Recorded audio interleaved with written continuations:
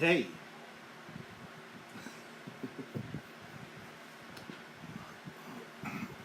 good people, let's share this.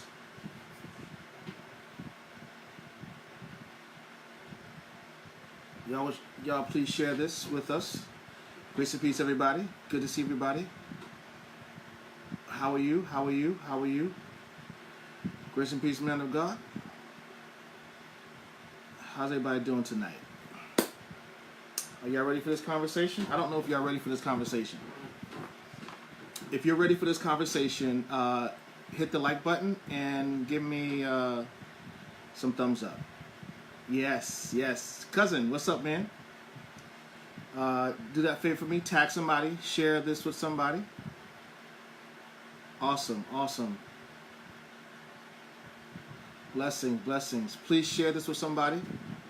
Tag somebody.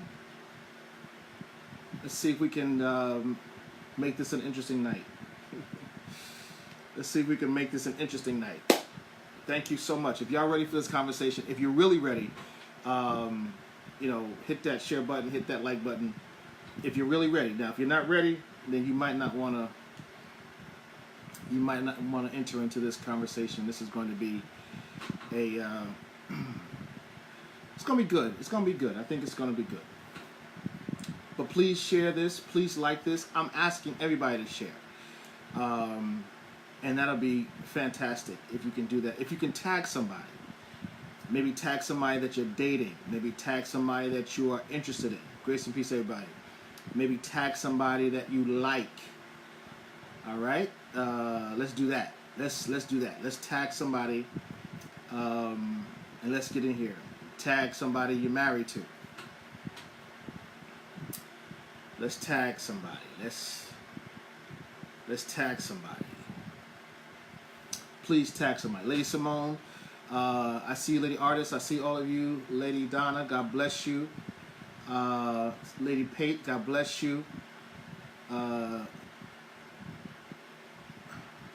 bless all of you. Lady Fisher, I see you all. Amber, God bless you.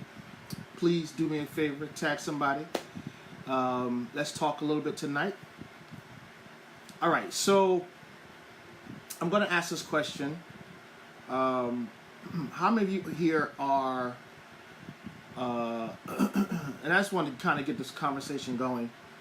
How many of you are interested in, well, I know I got some people that here are married, but how many of you are interested in being married? Just give me a thumbs up. If you're planning on, interested, looking to be married, just give me a thumbs up. No shame, no shame. See, what we got to clarify is that this conversation is not about shame. It's not about desperation. It's not about trying to hook up. It's not about that at all. It's really trying to prepare or to think through some things and to share some very interesting ideas and experiences with each other so that we can make sure that our relationship's good. I see you. Okay. Good. Good. That's good.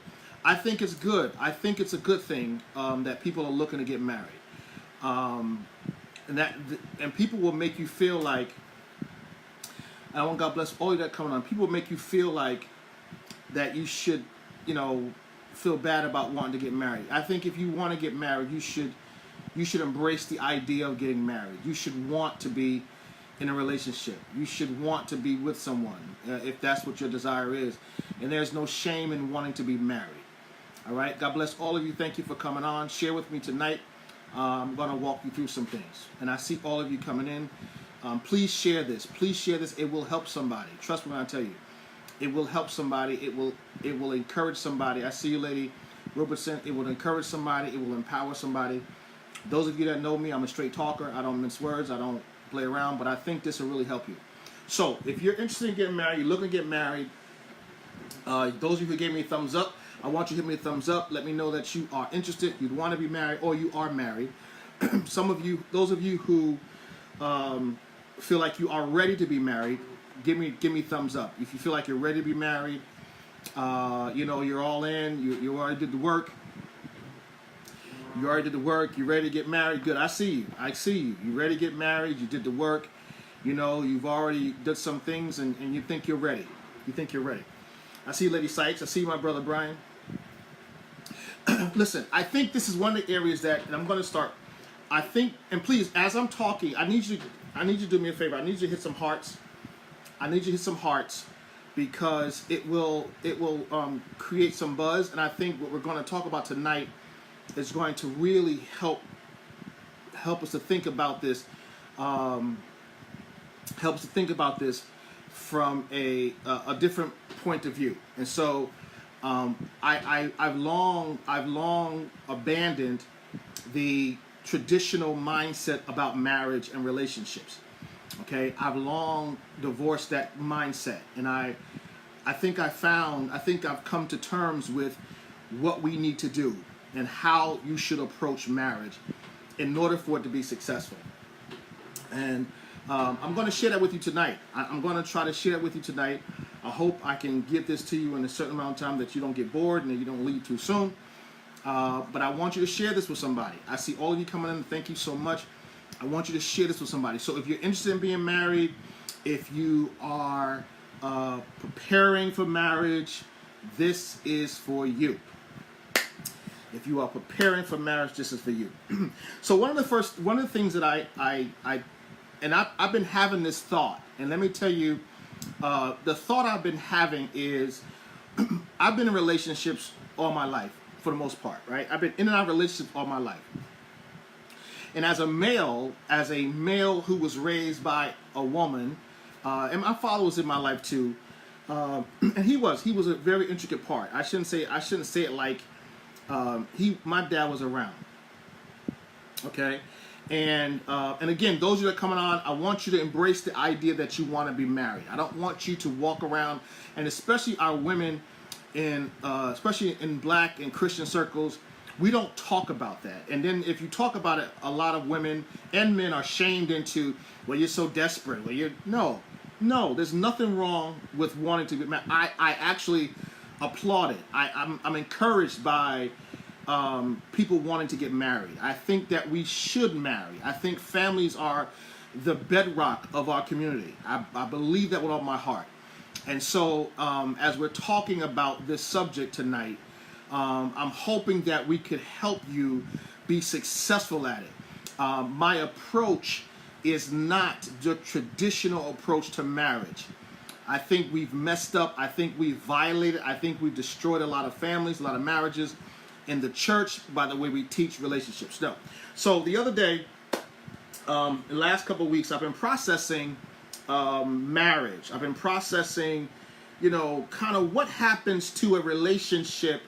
When you marry somebody, and in that relationship, it starts, like, it gets to a point where it gets ugly. It starts turning sour. It starts turning like, now I'm living with the enemy. Now I don't trust you. I'm not free to be with you, and I'm struggling with this relationship, because the real reality is, I don't know why marriages go bad. I don't know why. I mean, think now. Here, follow my thought. This is my thinking. You got married. You love each other. You're head over heels with each other. Y'all know how it is when you first get in a relationship. You love talking on the phone. You can't stay away. You can't just. You just head over heels. You're just really, really into that relationship. You're really into that person. You're really into this. You talk on the phone for hours. You can't wait to see each other. And then you move into this space of entering to love. And then what happens is, you're in this relationship. You're thriving. You get married. And then, somewhere around 3 years is this hurdle. 4 years is this tightness. 5 is like this major issue. And the question is, God bless everybody. Thank you all for coming on. I see all of you. I'm just trying to stay in my thought before I acknowledge you. But stay with me. Don't leave. Share this, please. As you come on, please share this. I see all of you. I'm going to acknowledge you later on, but hang around. Share. So you're in a relationship, and now the woman or the man that you loved and that you couldn't stay away from, that you couldn't get enough of, now you don't really like. You start hiding pieces of yourself. You start not being as transparent. You start, running from. You tend to not want to share certain things now. You're not communicating like you used to. God bless everybody. I see you all. You're not communicating like you used to. You're not giving like you used to. You're not, and now it becomes this kind of hide and seek situation, right? Now you can't talk. You can't communicate. You can't, you don't like spending time with each other. And then it starts going really bad. Now she becomes the enemy and he becomes the enemy. So you got to watch what you say because you don't want to start an argument. And so the relationships are getting real sideways. And so my question is, why? Like, how does that happen? How does two people who are head over heels for each other, who are grossly in love with each other, who can't spend no time away from each other, end up in a situation where they completely despise each other? Like, they literally get to a point where they start hating each other. And these are like Christian people, right? You don't want to be with them. You sick of her. You sick of you. Blah blah blah. And my question is, what happened? Like, how did that happen? How did we get there? How did you fall? How did you, be there? And then now all of a sudden you're so sick of them. And so I begin to ask the Lord. I begin to kind of process, what is that? What is it about marriage that somehow and at least, this is crazy now, you ready for this? At least 50% of the marriages that end in divorce, come on, so 50% of the marriages that end in divorce, and the number's increasing every year, go bad. And there are some marriages, right? If you really want to talk those hard numbers, there are several marriages that they're still together, but they're bad, right? The people that are in them are not happy. The people that are in them are not complete. They're feeling like they're alone. And there's a large percentage of people in marriages who are cheating, who have a side piece on both sides, right? There's a lot of infidelity. There's a lot of flirtatiousness. There's a lot that is going on in marriage. So just because you see two people together and they've lived, they've been married for 30, 40 years or 20 years, whatever, don't mean they're happy. It don't mean that they're having a wonderful marriage. We in church have been trained how to fake marriages. Are you hearing me? We've been trained how to go along to get along. We've been trained and we manipulate and we are deceptive. And there are a lot of people who are in marriages that are miserable. And let me help you. And let me give you this caveat. I don't believe if you're in a marriage and you're miserable, I don't call that a successful marriage. What we've done to people in the body, we say, as long as you can stay together, God is getting glory. No, if you hate that person, if you can't stand them, if you are completely grossed out, God don't get glory out of that, because the real deal is that you're not glorifying God. You're not loving that person. You don't want to be there. So that's the deception of, what we see in church. So if we will really tell the truth, probably if we consider that as part of our failed marriages who are still existing but not really marriage, we're probably at 75% of the marriages that people who love each other, commit to each other, vow to each other, are in a flawed or broken relationship. Okay? So we got to really come to terms as to what happened to me. What happened? Listen, I know you're going to say what happened to them, but that's the problem, because the reality is something happened to you. Something happened to you. Something happened, and something you don't recognize happened. And so now you're in this marriage, you drug this person in, and you are pissed off, right? Now, I could tell you I've been there. I'm being honest with you. I've been in a marriage that I was miserable in. I was in a marriage that I wasn't happy in. And if you're not happy in a marriage, you can't make the other person happy either. So y'all can kill all that fake nonsense. All right, so you got to come to terms with these things, right? And I'm not blaming anybody. I'm talking about me as the individual. So let me go a little deeper. So what's the problem? The first thing is this: I think we enter into marriage wrong. I was never really ready for marriage. I did not prepare for marriage. I wasn't taught what to do to be married as a male, as a black male, as a young male. I wasn't taught or trained or developed on how to be married. I had no clue of what it was to be married. All I knew is that now I could have sex legally. Now we gonna do it. This is late night, so we can talk straight. That's all I knew. I could have sex without condemnation. So that was like, woo, 2 thumbs up right there. So now I can have sex without condemnation. You know, I got someone that I trust, right? And now she's in the church, so now I'm equally yoked, right? All this stuff now. We put all this stuff in there. So I got all these things, and now we enter into this marriage with an idea of marriage based on what we've seen on TV, based on what we see in church, based on what we kind of conjure up, but we never really did any real work. We never did any real training. We have marriage counseling to tell us, you know, what marriage is and who's to do what and who's the head and who's submissive, but we never dealt with the person individually. So let me tell you, that before you enter into a holy matrimony, let me help you. Everybody in this scope tonight, if you are of any, listen to me, I know you're not, this is probably going to take a side note, but hear me out. If you are any ways have been in a broken relationship, have been in a divorce, have gone through a major breakup, even as a young person, if you are Afro-American or anyone been raised in an African-American home, if you felt like you've had any form of trauma, if you've been molested, if you've been raped, if you've been abused physically, verbally, or mentally, listen to me, hear me, I'm telling you, if you have any of these issues, you must, let me help you, you must go to therapy before you go to marriage counseling. I'm telling you. The problem that we do, the mistake that we make all the time, is that we enter into relationships broken. We enter into relationships with a ton of baggage and excess weight that the other person doesn't know you are carrying until you get into that marriage.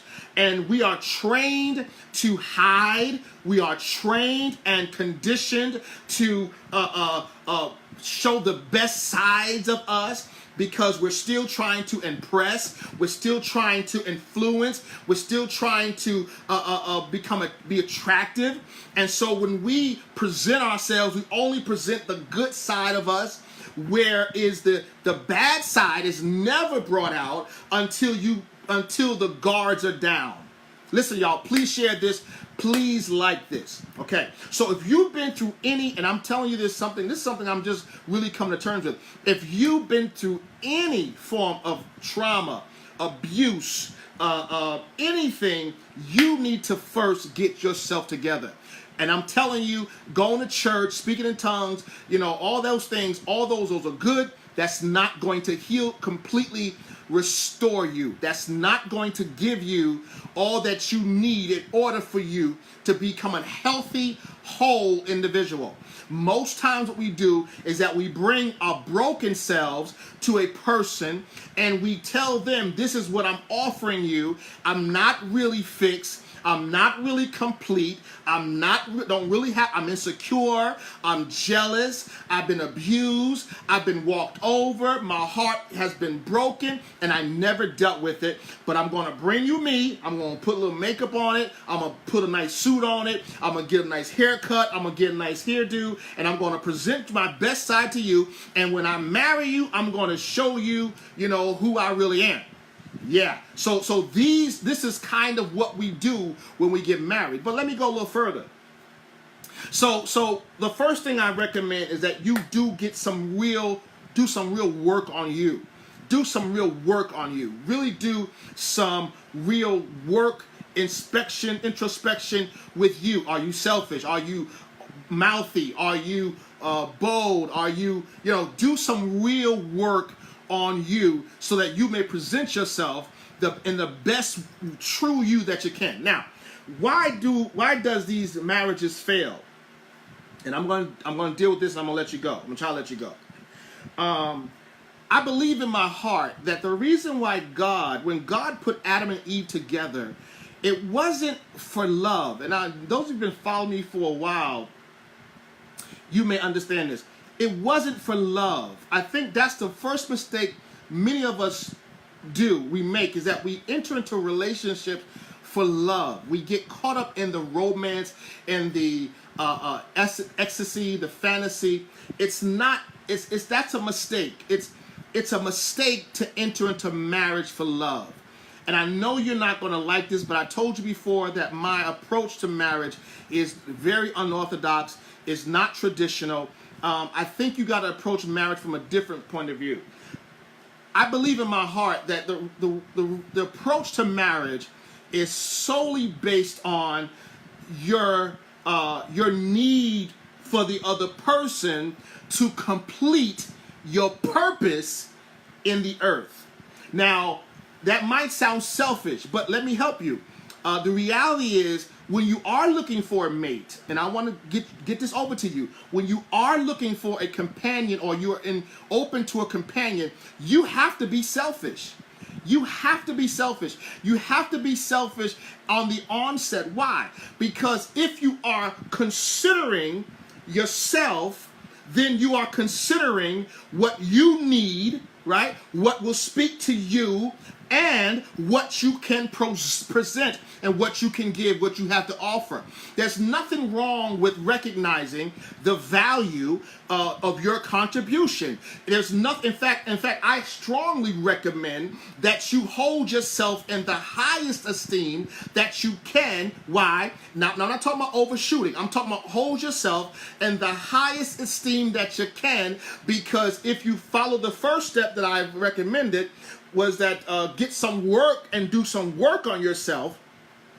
If you hold yourself in the highest esteem, that means you are now top shelf.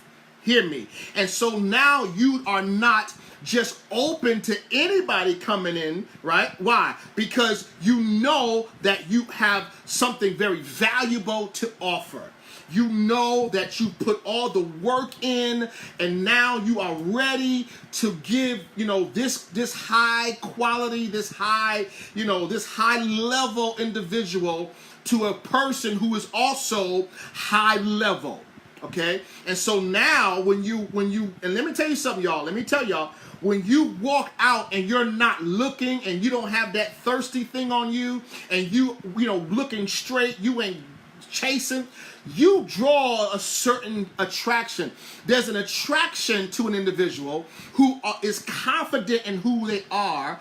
There is an attraction. It kind of lures people out. But when you're thirsty and you're looking and you're all caught up, then you're not as attractive. You come off as desperate. You come off as homely. You come off as trying to, most times when you acting suspicious, I hope y'all can get this tonight. When you're acting suspicious, like you looking for something or you out to get something, you're not to be trusted. Most people, if they have done the work, they're also very discerning, right? They understand certain things because they've done a lot of work on themselves. So now they're very clear, they're very focused, they're very guarded, if you will, because they don't want all the work that they put into themselves to go to somebody who is not worthy. All right. So you gotta also recognize that it's so important that you present yourself in this way, because if you do the work, you have value. Now, so love is not the drive, should not be the driving force. it should be purpose. It should be, listen, I've gotten this far in life without you. Now I need someone to help me go further. Y'all got to get this, all right? Listen to my words. I'm choosing my words carefully. I've gotten this far without you, which means I've accomplished some level of success without you. I've gotten this far without you, which means that I put some work in myself without you. That's extremely important. That's extremely important when you are preparing for marriage. You have to first recognize that you have already accomplished certain things without the individual, and that you really now, in order for you to move to that next level, you need somebody to help you continue the work. Okay, so now, and I know that this is probably one of those conversations that people don't like to have, because it seems like, well, you know, you just using them. No, don't take it that way. What you're doing is that you are recognizing it's a biblical principle. It's a biblical principle, because God told Adam, now you named all these things, you got all your work signed up to do, you're completely whole and matured. I've put you to the test. I've given you assignments, and you accomplish them. You're successful in your assignments, and now I'm going to give you somebody. And this is what the Lord says, and y'all know the text. He says, it's not good that man should be alone. So now, for you to finish this work, right? For you to finish this work, I'm going to give you somebody to help you finish it. And one of the assignments that God gave Adam was to be fruitful and to multiply. Now, could Adam have done that within himself? Absolutely, because Adam had the ability as this perfect being to do that. But because God was like, wait a minute, it's not good to be by yourself. I'm going to take what you already have out of you, and I'm going to make this person an intricate part of your life's responsibility.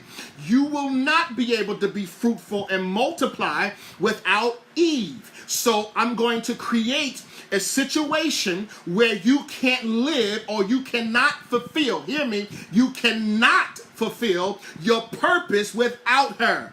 Hear me, you cannot fulfill your purpose, your responsibility without her. And Eve, you cannot fulfill your purpose and meet your responsibilities without him. And so this is God's plan to ensure that the two become one, and that they need each other, listen, at the same amount of importance of necessity. Are y'all getting this? That they need each other with the same urgency, with the same importance, in order to fulfill the purpose. And so, not whether I like you or not, whether we fall out or not, whether I have an issue with you or not, my need for you is going to override how I feel about you, because I'm going to love you, right? Love, as any of you know, that when you spend time with someone enough and you work with somebody in the trenches, love is easy. Love comes easy. But when you need somebody, when you're dependent on somebody, it increases the love aspect, it increases the relationship aspect, it increases the value. All right, I want to talk about the value. It increases the value because now you are valuable to me. So I'm going to make sure that I protect you, because why? The Bible says they become bone of my bone, flesh of my flesh. He says now I'm not, just like as if I won't cut off my arm, right? Because my arm I need my arm. I need my limbs. So I'm not going to cut myself. I'm not going to hurt myself. Just so if I'm not going to hurt myself, I'm not going to hurt you, because I need you as much as I need the limbs of my body. I need you to be healthy. I need you to be full functioning. I need you to be at your optimum, because I cannot complete my assignment without you. And this is why hear me, I believe marriages fail because the first thing that many of you end up saying when you're ready to get out of a marriage, I can live without you. I'll be good without you. I'll go on without you. And that's one of the problems. The problem is if you knew that you needed this person, even if you fall out, even if you have an issue or something goes awry, you still be like, wait, I can't move without her. I can't leave him. I need them. So let me work this out. Now, if you understand that the person, by you feeling ill toward them, will cause a certain sickness or cause a certain dysfunction with them, then what would you do? You'll make sure you do what you need to do to keep them content, to make sure they're happy. And not just because of the necessity, but this is when the concern and love comes in. Okay, now I'm going to take a step further. When you are in a marriage, and this is so important, people of God, you got to get this. And I don't know if anybody's here a person of God. When you're in a marriage, it's got to be completely transparent. There can be absolutely, positively, no secrets. There can be no secrets. And you have to create an environment that the person, that either of you can share your heart, no matter how distasteful, no matter how embarrassing, okay, no matter how shameful, right? No matter how painful. Are you hearing me? You have to be completely transparent, and you have to be willing to guard each other in your transparency. When you are working on when you're in a marriage, first of all, we've already walked through the process. First, before you enter in, you have to first make sure you do the right work and identify and make sure you do all the assessment as to all your proclivities, all your insecurities, all your baggage, all your pain, all your hang-up, all your abuse that you've been through. If you've been abused on any level, any type of trauma, even if your parents were divorced, or if you grew up in a house and wanted your father home and he wasn't, any of those things causes baggage that you need to get help with before you enter into that marriage. I'm not even talking about, hear me tonight, I'm not even talking about marriage counseling. I see you, Prophetess Vivian. I'm not talking about marriage counseling. I'm talking about individual counseling.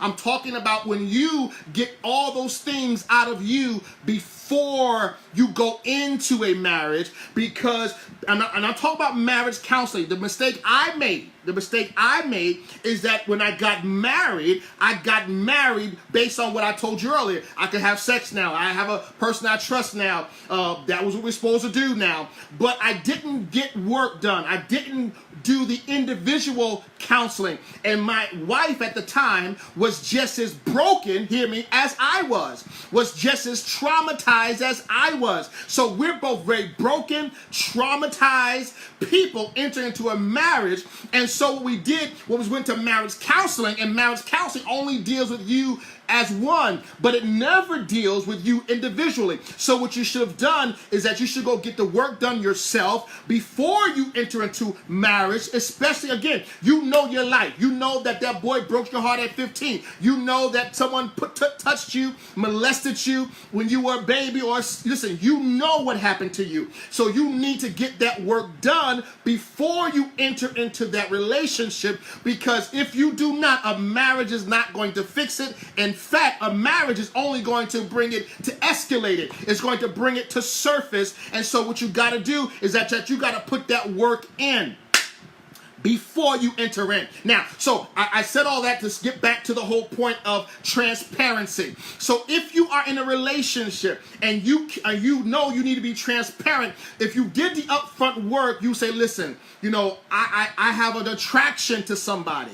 I have an attraction to her or to him. There is something drawing me. See, this is where you know that you have someone who is just not your guardian or your watchdog. You got someone who's in the trenches with you. Just like you can go and talk to your boy about some chick that you afraid of. Like, listen, this man, oh man, she coming at me, and I'm all twisted, and I'm tempted, man, and I don't know what to do. You should be able, and I know y'all ain't gonna like this tonight, but I'm gonna give you something that you probably never heard before. You should be able to go to your wife or go to your husband and say, listen, sweetheart, I trust you to cover me. I trust you to love me in spite of me. I trust you to protect me. I trust you to pray for me, intercede for me. I trust you to guard me. I got an attraction. I'm kind of weak in an area, and I don't need you judging me. I don't need you. I can't take you pointing fingers at me and feeling all insecure like somehow or another my attraction to her deminimizes you. No, I need you to recognize that I'm in trouble and I need help, and I want to bring this problem to you, because if I can bring it to you, I'm in a safe place, and I know that you can intercede for me. I know that you can protect me. I know that you can help me and not judge me and make sure that I'm strong when I step, so I don't go. See, the reason why marriages fail is because when people are willing to be transparent about things, and you say, well, he ain't supposed to be attracted to that. Well, hold on a minute. Hold on a minute. Wait a minute, class. Let me help y'all. Wait a minute. Y'all, see, this is where that nonsense come in. I'm going to help you. That's that nonsense. Because you are not necessarily in control of what you're attracted to. See, you don't know why you like yellow or blue or the sunset. Come on. You don't know why you're attracted to what you're attracted to. And you get drawn. The Bible says we are drawn away by our own lust. Maybe you got weak. Maybe you got vulnerable. Maybe you feel somewhat insecure. You don't know what made you to that point, but why should you have to battle with this on your own when you have a loving wife or a loving husband who's got your back, who's going to make sure that you good and that you don't enter into a situation, come on, listen to me, y'all, into a situation that's going to expose you or hurt the family. He at least should be able to come to you and say, listen, I got an issue, I got a problem, I feel like this is a safe space, and I need you to help me pray through it, fast through it, or just give me some reassurance that, come on, that's what we do. That's what we do. A man should be able to go to his wife and cry on her breast and she not think that he's some punk. All right? A man should be able to cry on his woman's chest and give him his heart without her throwing it in his face later. A woman should be able to come to her husband and say, listen, I feel vulnerable. I feel like this dude is, he ain't pushing up, but I'm attracted, and I feel like, I want to be dishonest, or I got secrets. Come on, y'all. You gotta create an environment. You got to create an environment where there's safety. And the reason why marriages don't succeed because the environment or the space is no longer safe. You don't feel safe to share your heart. You don't feel safe to share your feelings. Why? Because you know that y'all been fighting over this stuff. Y'all been going back and forth, and you already accused the dude of liking some chick, or you already accused her of liking some dude, and now the reason why the person don't really trust that you're going to cover them or help them through it is because you already put them on blast. All right, and that's the sad commentary. If he has an addiction to pornography, or he gets caught into some addiction of drugs or drinking or smoking because of pressures at work, who knows what happens? But the reality is he should be able to come to you and say, listen, I'm struggling with this addiction. I'm struggling with alcohol. I'm struggling with pills. I'm struggling, and I need you to walk me through. Maybe I need to get help. I don't want to violate this relationship. I don't want you to start looking at me as a villain. Come on. I don't want you to start looking at me as a villain, but I need you to help me through this. And if your relationship is not in that space where you can pour your heart out to that individual and show them exactly who they are, come on, and show me who you are, and I won't take it personal. Okay, I won't take it personal because I know that you love me. You married me. I know that you are my best friend. I know that I'm grateful that you trusted me with this, and not your boys, and not some chick on the job, or not some dude on the job. You trusted me to tell me your proclivity, your temptation, your vulnerability, and at least now this is in my home, this is in my family. We can protect it, we can cover it, and even if we got to go out and get outside help, we will, and I won't judge you, I won't condemn you, because I applaud you for trusting me with your life. Okay, so what we don't do is, again, when you can't talk, when you can't communicate, when you can't open up your heart, then you start holding secrets. Then you got these little secrets that you don't want to let go of, because you know you're going to be villainized for it. You know that you're going to be accused and be cast to the side or dogged out. You know that they're going to tell somebody. So what do? What do? You hide. Right? You start hiding. You start talking to people who are probably no one that you should be talking to. And most times it's some chick, right? And that's how it happens, right? When you start pouring your heart out to some woman, or you start pouring your heart out to some guy, right, that don't have your family at the best interest at heart.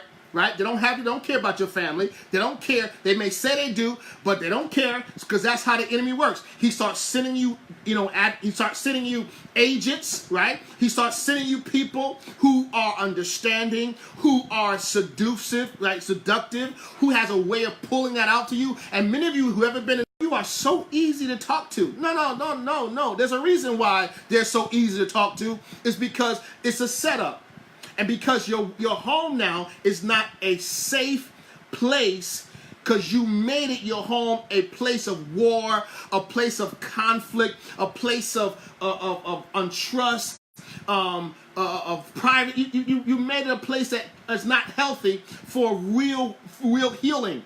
A man or a woman should be able to come home and get healed and get restored and be recovered if they're in a safe place. Okay. So these are the things that I really believe that you need to consider to be marriage ready. And I think the problem is many of us don't enter into marriage properly. The person you're marrying is not perfect, and they are subjective. They are vulnerable to going outside the relationship. They are, and I'll never know. They may not go out sexually. They may not go out. But they're vulnerable. They will, if they're not in a safe place, and they don't feel like they can express their heart, it's going to be a dangerous place for your marriage. And listen, people say marriage takes work. Absolutely. But I think the most of the marriage takes work in the beginning, because like I'm doing a study now, I'm researching this whole principle, this term called cognitive dissonance, right? I'm researching it because it talks about trauma, and how many people are so traumatized and so villainized, by the time they get into marriage, they're already coming in with secrets. They're coming in with secrets. They're coming in with relationships that they've been in, and they ain't telling nobody. If you are going to enter into a marriage and you got secrets, then your marriage is more than likely already doomed for failure.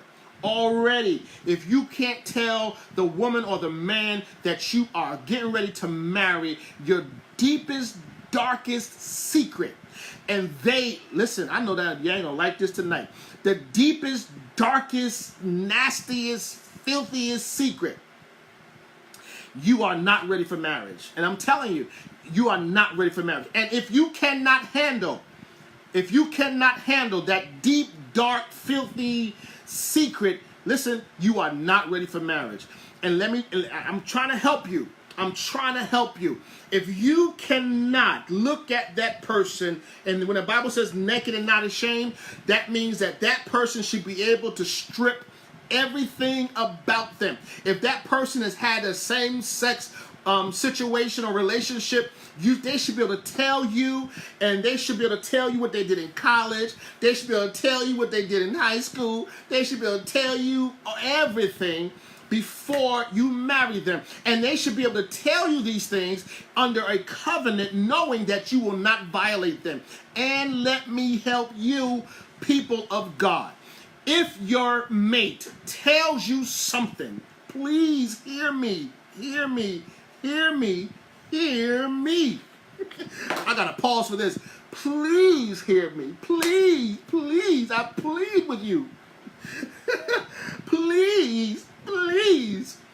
If your companion shares something with you that is dark or something private, and they give it to you in a way that you can safely keep it, please don't, first, never tell anybody.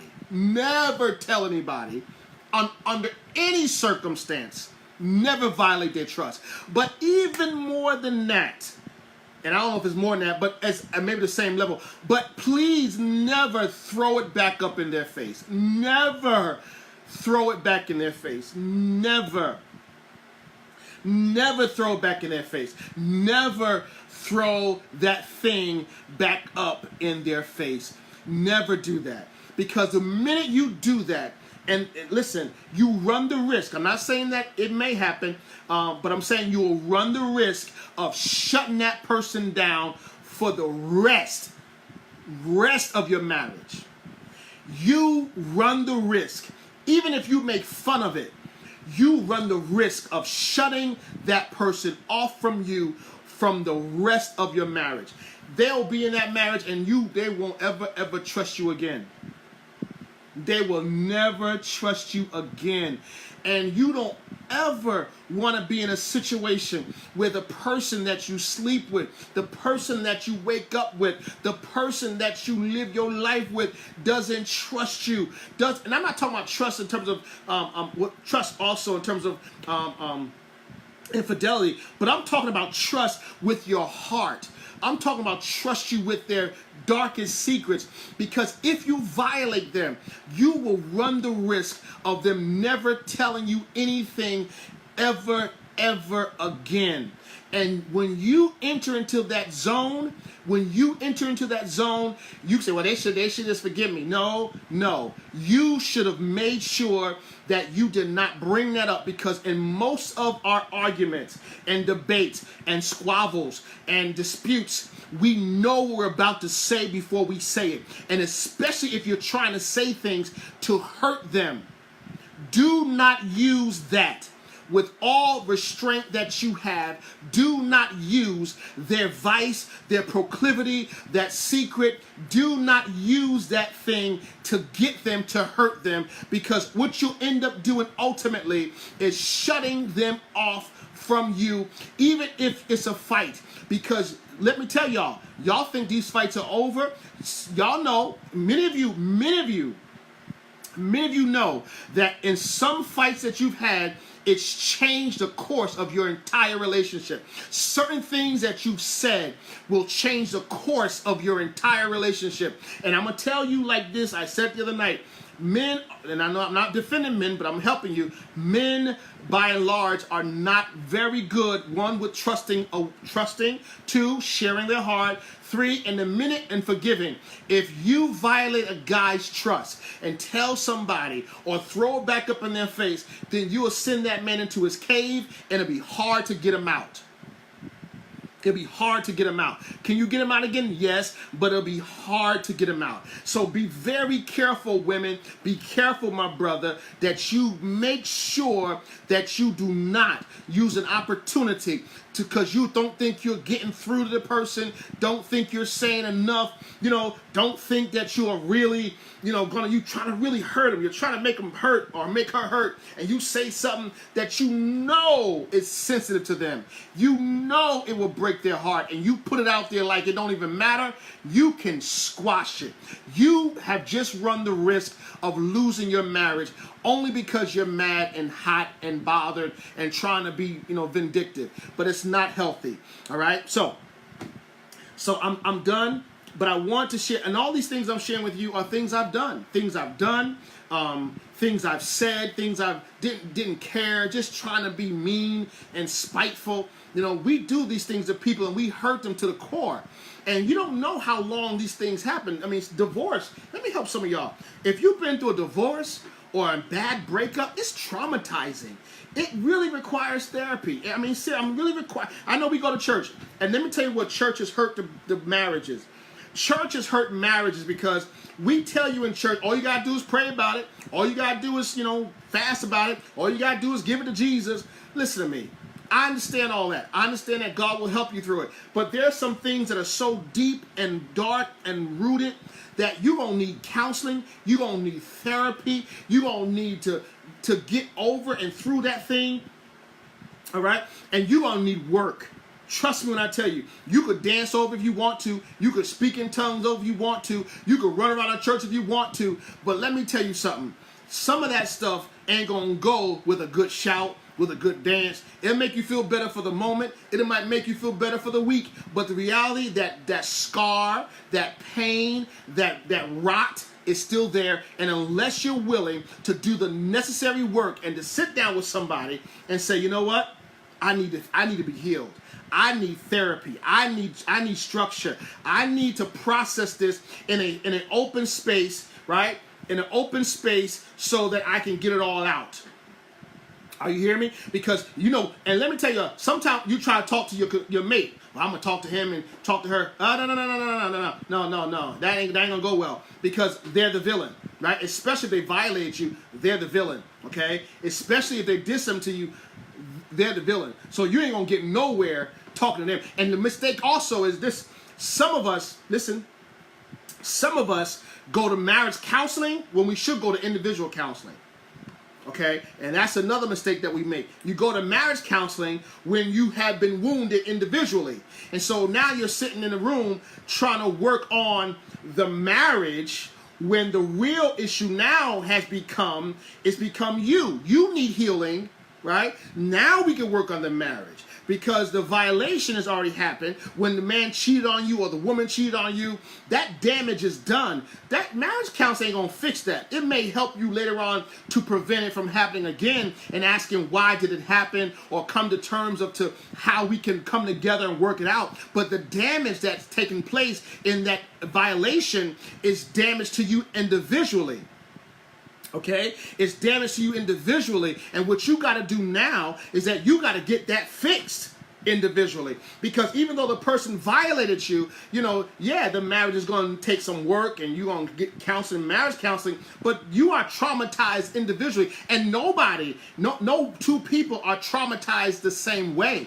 So how the trauma affected me may not be how it affected you. And depending on what side of the trauma I'm on, whether I'm the violator or whether I'm the recipient of the violation, will determine, all right, my brother, will determine, right, how I come through it, right? So now if I'm the one that violated you, of course I'm kind of like, get over it, right? Because I don't want to be reminded of that. But listen, my brother, if you violated her, then maybe you need to get counseling individually, because why would you violate someone that you love? What was diminished in you? What was deprived in you? And this is both ways, sister, brother.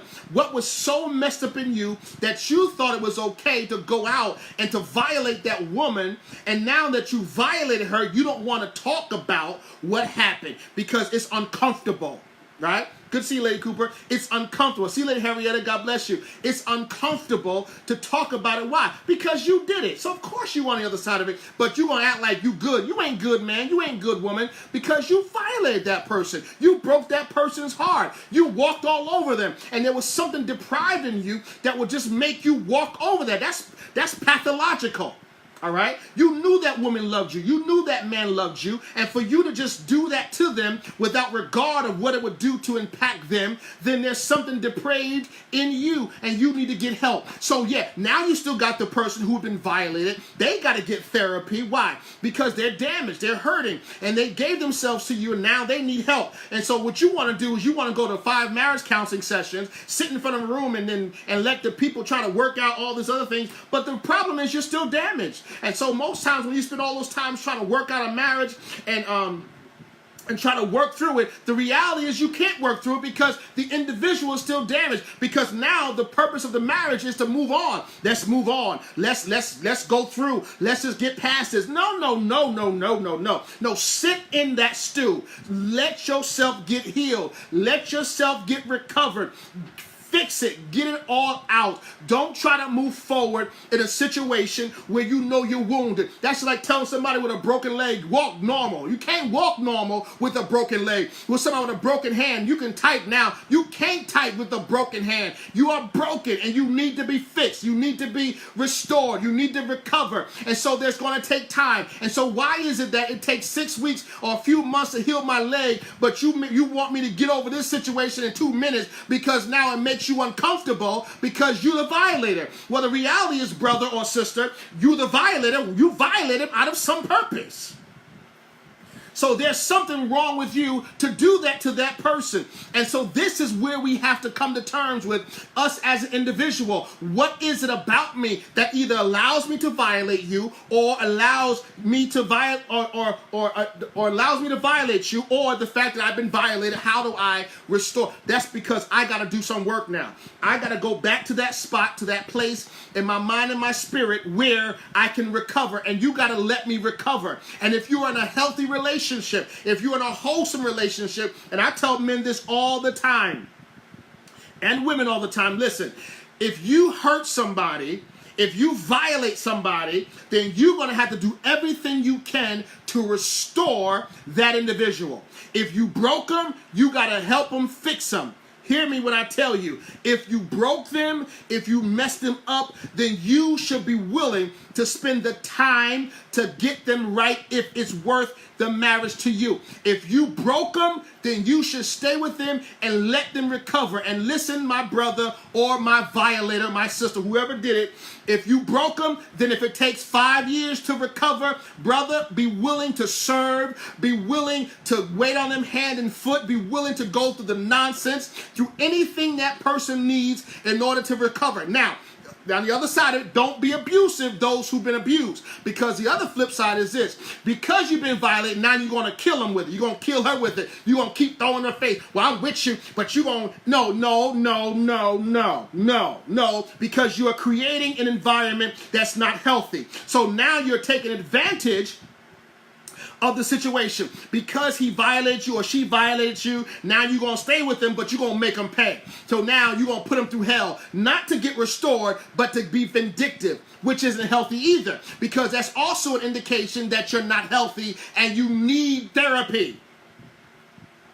Because anybody that's broken or that's wounded, anybody that's wounded or broken of any real health wants to be restored. You don't want to walk around a broken leg, right? Who wants to break their leg and walk around a broken leg? Nobody wants to walk around a broken heart, right? Nobody wants to walk around a broken spirit, right? Nobody wants to do that. So if you are broken, you've been hurt, then you should, I want to get healed, but you're going to have to give me time. And you got to tell them, listen, I need you to help me.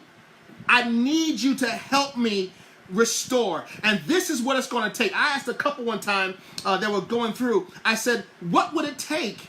I mean, what do you want the individual to do? I don't know which, I don't forget which, who was the, what would it take for them to make it right? Like, what would that do for you? What do you need to do? I mean, if it's you know, you may not know how fast you're going to heal or recover, but at least you're going to say, well, listen, I need that person to be completely transparent. I need them to open up their phones. I need them to tell me where they are every day. I need them to take snapshots and pictures. Yeah, okay. So if that's going to help you restore trust, okay, then that's what that person has to do. Now, of course, that takes time, and eventually nobody wants to be private eye unless they feel like they're going to find something. Nobody wants to feel, be snooping around and sneaking around and trying to keep tabs, because that gets overwhelming unless they think there's a reason to do that. But if you are completely transparent, then you listen, it's all open. I don't care. You can come to the job anytime you want. You can look at my phone anytime you want. You can come to my house anytime you want. You can all these things, you can do all this stuff, right? Because you've been violated. You can do all that because I'm willing to do what it takes to restore you. I'm willing to do anything I can do to make sure that this relationship can get healthy again. And if I listen, everyone on the phone, you can check my phones, you can check my credit, you can check anything, because I'm trying to do what I can to make sure that you are restored. Are you hearing me? All right? Yeah, you're right. But are you hearing me? Okay? And so the reality is this: we have to make sure that we're willing to do what it takes to make it right. That's my only point. I don't know what that is. I don't know what that. Everybody has their own remedy, their own, recovery time. Everyone has that. But I want to help you. I want to help you. I want to help you. Make sure that when you do all the necessary work. Do all the necessary work to do before you get to that stage, right? Because let me tell you, if you do it this way, if you approach it this way, you set yourself up for the best case scenario. Now, is that to say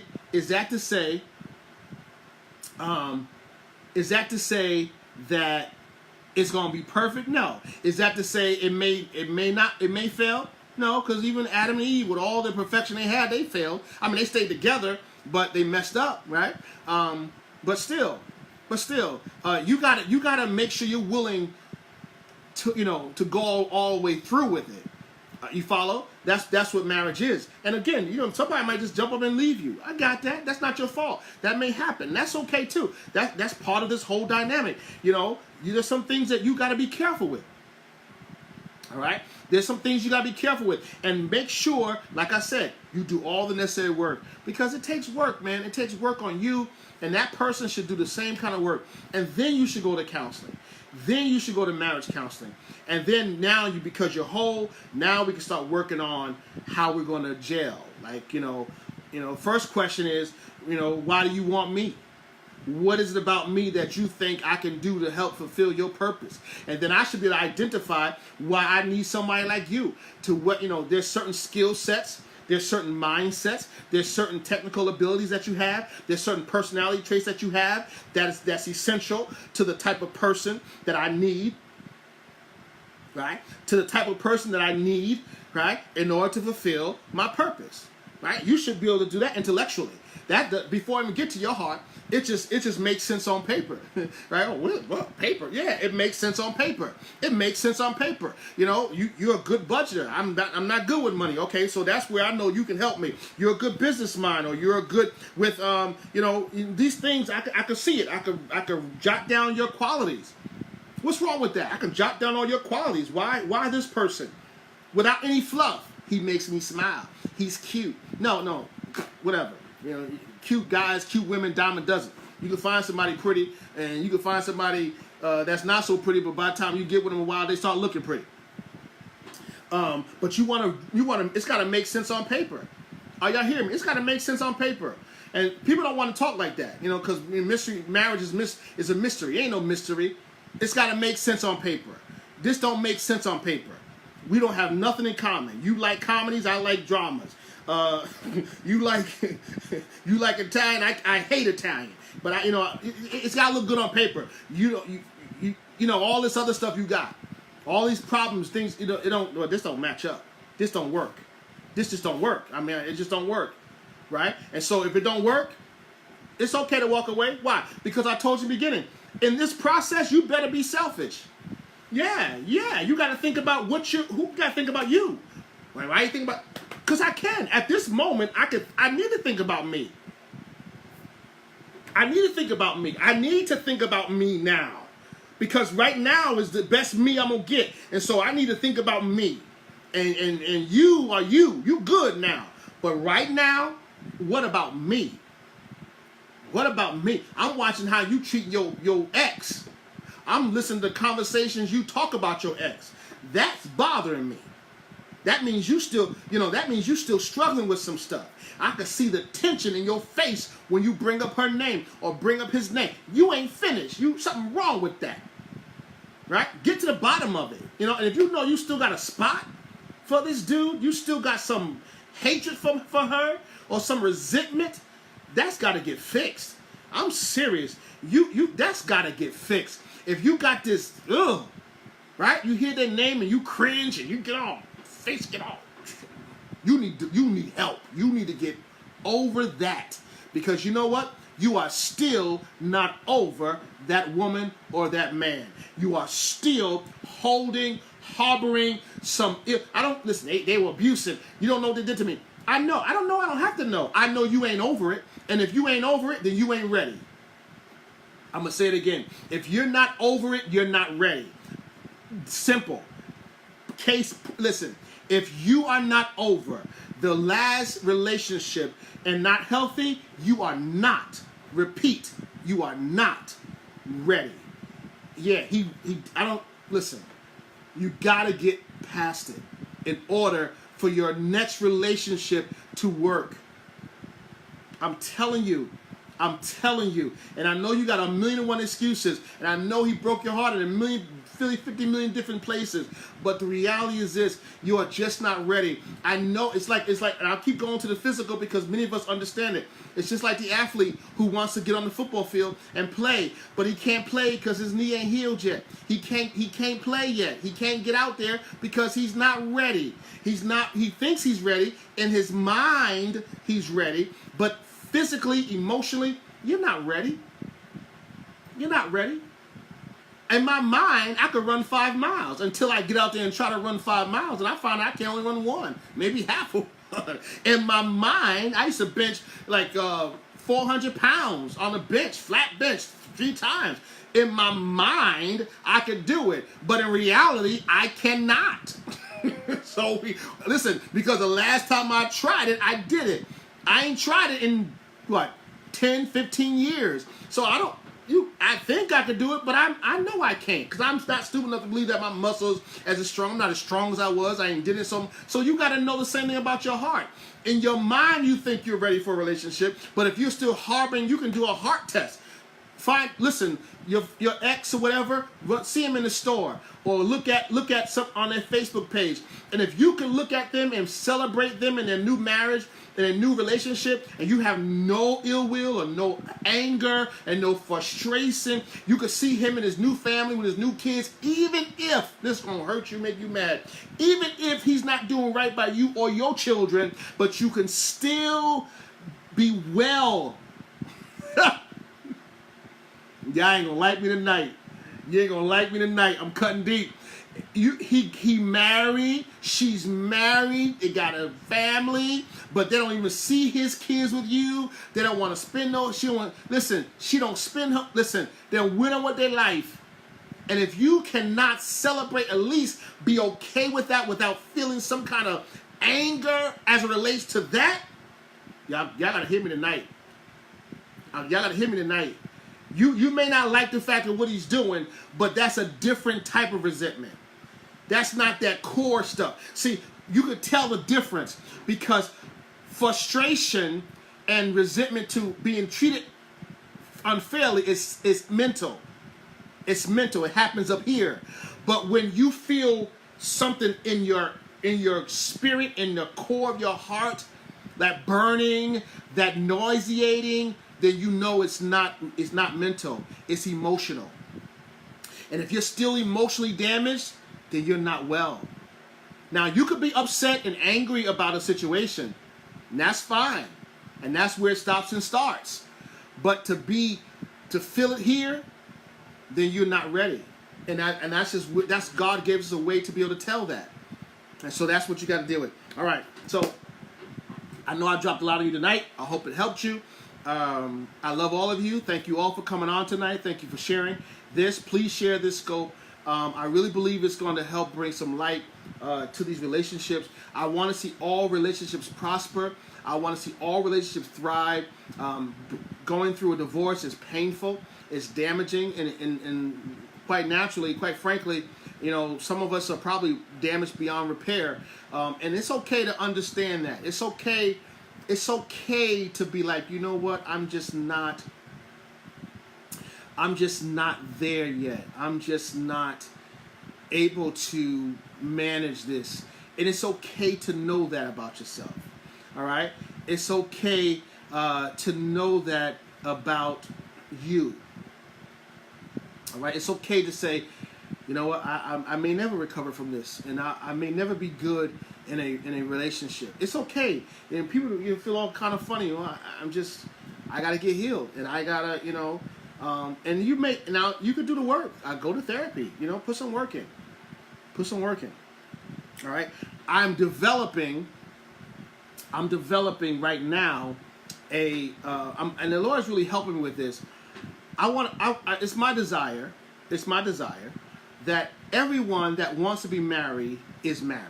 I want to see that, and that might sound kind of crazy, but I do. I believe everybody that wants to be married, I want them to be married. I really do. I would love to see everyone who wants to be married. Now, the work you gotta do and all the stuff you gotta do for yourself to get there, that's on you, and that, of course, that's. But I believe you have a right to be married. I believe that if you want to be married, you can be married. And so I believe that, I really hope that people will find that person. And it's not just one person. I know y'all not gonna like that. I think you can probably find somebody to marry, and it's probably 3 or 4 different people who will make you a good companion. I really believe, and I believe that they can help you fulfill your purpose too. I really believe that. I don't believe that it's the Lord. I believe the Lord helps us, but I don't believe it's. I don't think it's like we teach it. I think we tell people, the Lord. No, I think there's probably several people that you could probably marry and do very well with, and I think that you can fulfill your purpose with them. I really believe that, and I struggle with the philosophy. I will. I struggle with the philosophy that, or it's a philosophy that God has that one. No, I think there's more than one. I think there's a couple that you could probably. I believe there's probably a few that you probably can enter into a holy matrimony with and do very well.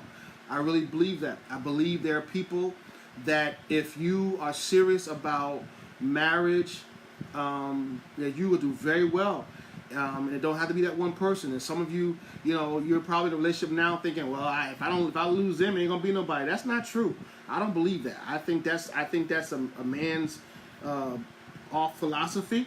I believe that if you give it your best shot with I think if you're going to get married, you should make sure you do all you need to do, that you enter into this relationship wide open, and that you talk to somebody who's going to tell you straight, that's going to give you some real insights, some remedies on how to deal with marriage.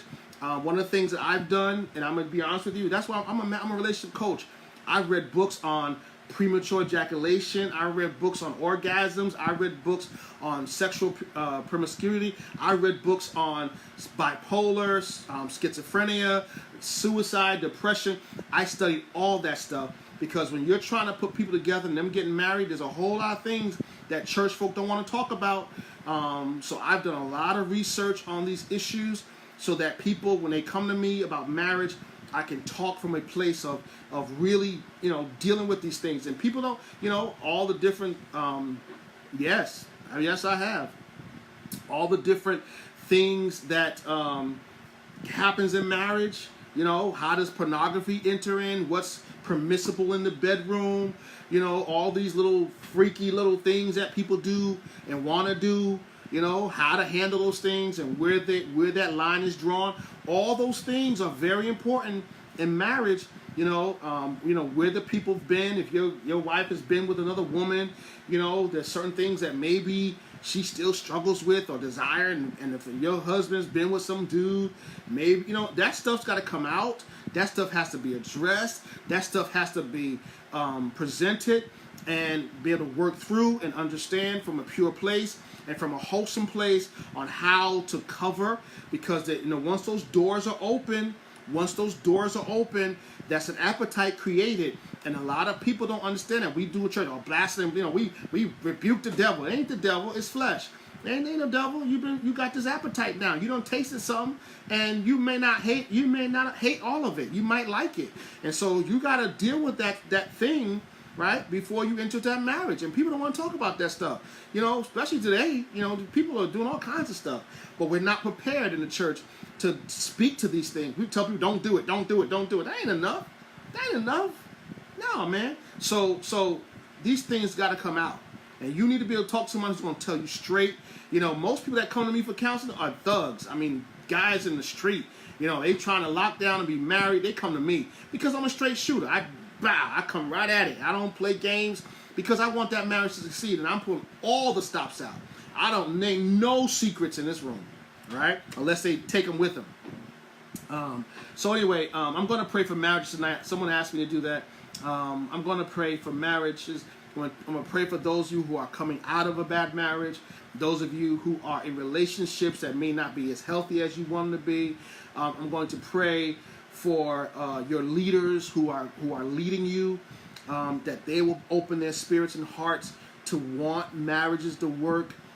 Because a lot of leaders really don't spend enough time in ensuring healthy marriages.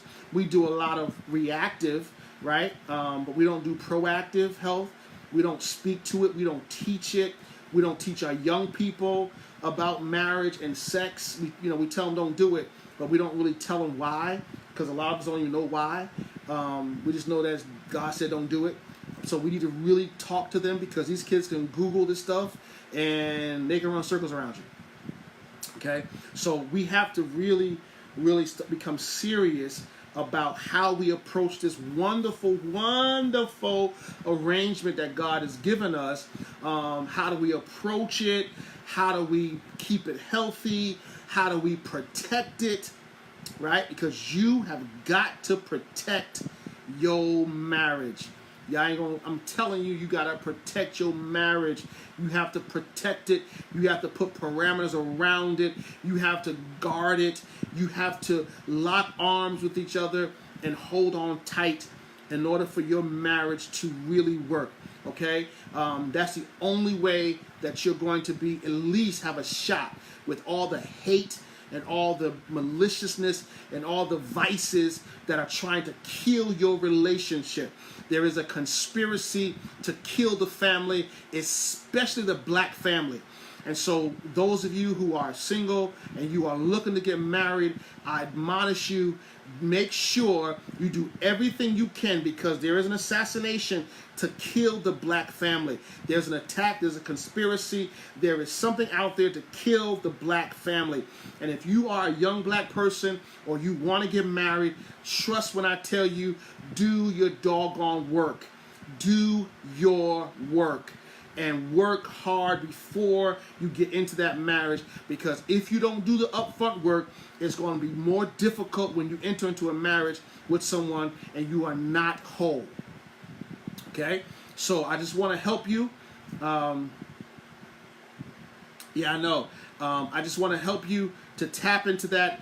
There's a lot I can teach you about marriage. If you have sex questions, about, I'm telling you how to bring ecstasy, how to open someone up to some real ecstasy. When you're in a marriage, I don't want to get in this, but when you're in a marriage, there should be something in you that brings out the ecstasy of your companion, where, they may be somewhat reserved or maybe not as exposed to certain things in terms of how they're feeling, but love and intimacy, those things will bring out another level in a person that has never been discovered. But when you know how to do that, when you're a listener, right, and your focal point is to bring that out in them, which means that you're now, when you are intimate with that person, your only responsibility is to satisfy that individual. That's your focus. It's not you. You're not thinking about you. You really put all your energy, your focus into that individual and what they need and what gets them where they need to get so they can get what you're trying to give them. Now, that's a whole nother level.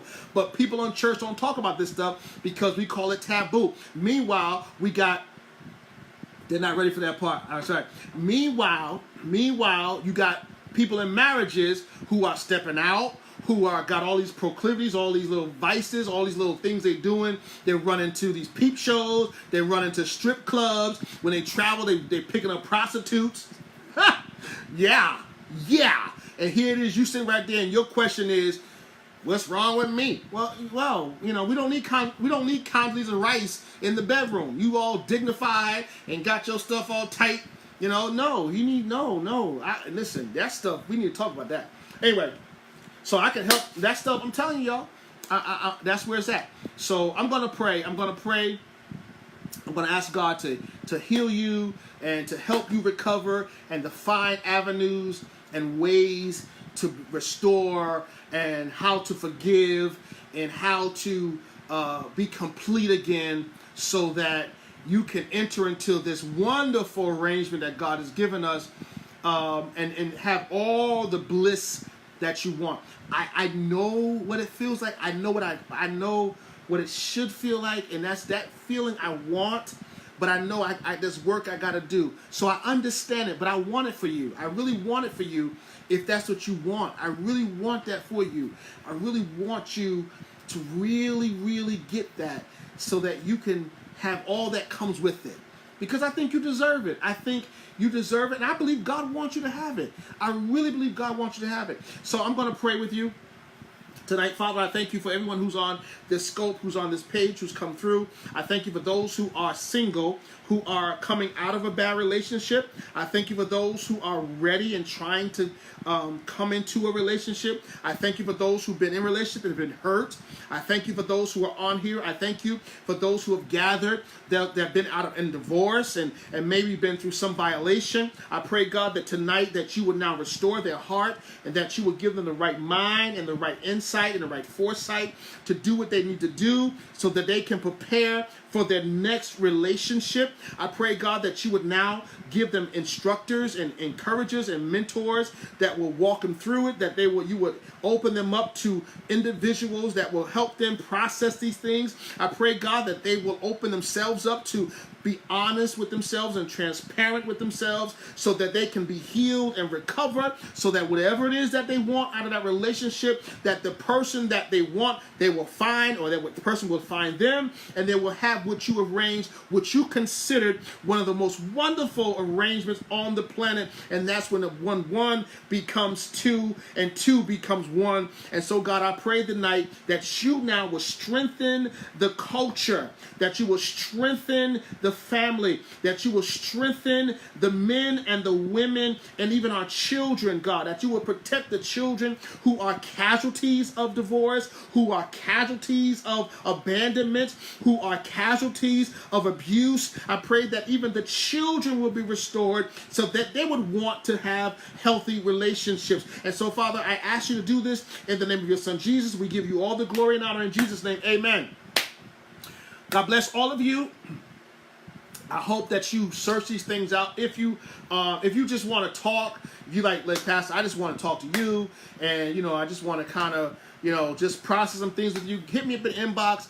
We could talk privately. We could talk about some stuff, and we'll talk about that. Now, let me be clear, just for all exposure. I'm not looking for a marriage. I'm not looking for a relationship.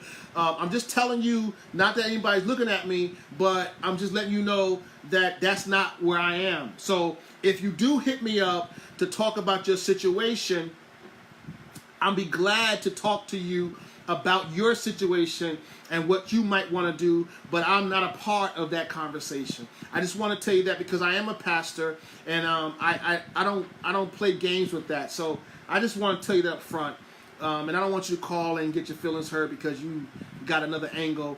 And I'm just being honest with you, not to be conceited or arrogant. I just know that there's people want relationships, and sometimes they think that because I'm talking about marriage and I want marriage. That's not the case.